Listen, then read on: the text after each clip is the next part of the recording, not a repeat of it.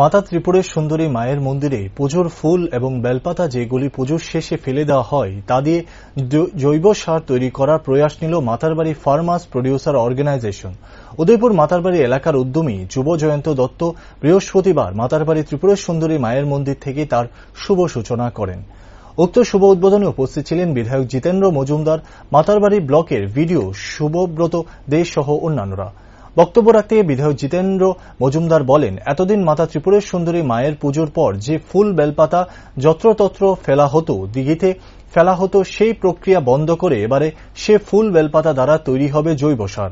এই ফুল বেলপাতা ব্যবহার করে তৈরি করা হবে ভার্মিকম্পোস্ট সার, যার দরুন উপকৃত হবেন কৃষকরা এবং এই যত্রতত্র ফুল পাতাও ছড়িয়ে থাকবে না, আর তাতে মাতা ত্রিপুরের সুন্দরী মায়ের অবমাননা হবে না। আর আজকে মূলত এখানে কি কর্মসূচি করা হবে? আজকে আমরা এখানে দাঁড়িয়ে আছি মাতাবাড়ি পুণ্যভূমিতে। মাতা ত্রিপুরেশ্বরীর আশীর্বাদ নেওয়ার জন্য এসেছিলাম। আমাদের এখানে একটা ব্লক ভিত্তিক একটা এফপিও আছে, ফার্মার্স প্রডিউসার অর্গানাইজেশন, যাদের হচ্ছে কৃষকের উন্নতি করা।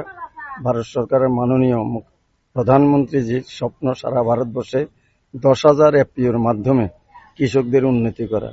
এর মধ্যে আজকে অনেকদিন ধরে আমরা দেখছি মাতার বাড়িতে পুণ্যার্থীরা বা দর্শনার্থীরা মায়ের চরণে যে ফুল বেলপাতা বিভিন্ন জিনিস নিবেদন করেন, সেটা যত্রতত্র ফেলা হয় বা দিঘিতে ফেলা হয়। এই এফপিও একটা সিদ্ধান্ত নিয়েছে যে আমরা এগুলি নষ্ট হতে দেব না এবং মানুষের ক্ষতি হতে দেব না। মানুষ পুণ্যমান জিনিস এটাকে মারিয়ে তাদের মায়ের প্রতি অবমাননা করা হয়। এটা আমরা ব্যবহার করে ভার্মি কম্পোস্ট সার তৈরি করব।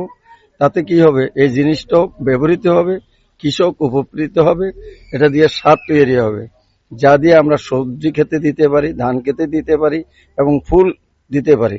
এতে দুটো জিনিস হয়, একটা হলো অপচয় বন্ধ হলো, জিনিসটা প্রয়োগ হলো।